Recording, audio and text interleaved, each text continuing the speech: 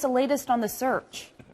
Well, the search is now being very much concentrated in the Gulf of Thailand, round about this area in the South China Sea, just between Malaysia and Vietnam, more on the Vietnam side, after there are reports that a sheen of oil had been seen from the water and that debris had been seen. Now, this is what one would expect to see, of course, in these situations if the plane did crash and went into the water. And now ships and air and sea rescue from both Vietnam and Malaysia, and Singapore is also involved. China will also get involved. The US forces that are in their area could be involved too. Everybody will be in a coordinated attack, an attempt to try and find exactly where this aircraft is in the water.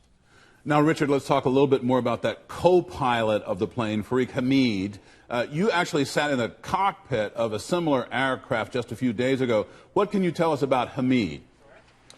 Well, you know, it's not easy to discuss this, obviously, if you bear in mind that he was the man who was flying or was on the cockpit at the time. And we also believe it might have been the same captain that was on board. We were filming, had authorised filming for CNN Business Traveller. We were on the cockpit. The co-pilot, the first officer, to be more correct, the first officer was an experienced first officer with about 2,500 hours of flying.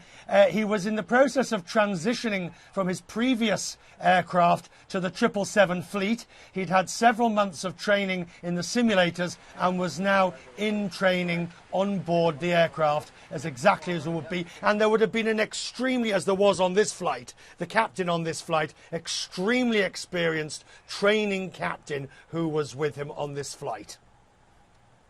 The most dangerous parts of flying typically are takeoff and landing. This flight in particular disappeared about a third of the way into a 6-hour flight. It's supposed to be a safe time.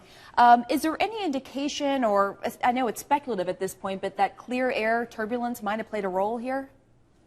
No, none whatsoever. And I would be absolutely astonished if any form of weather was involved in this incident. I'll tell you why.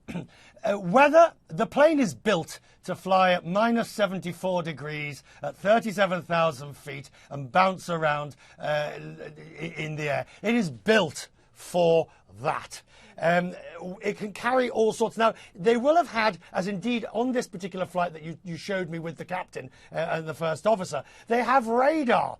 In fact, they can see on the radar, it's either red or amber. They can see and they fly round bad weather. In fact, on the flight that we took with the first officer and the captain, we could see the cumulus clouds ahead that they had to go round because of bad weather. Now, that's one aspect of it. The second aspect of weather is that weather itself does not bring down planes.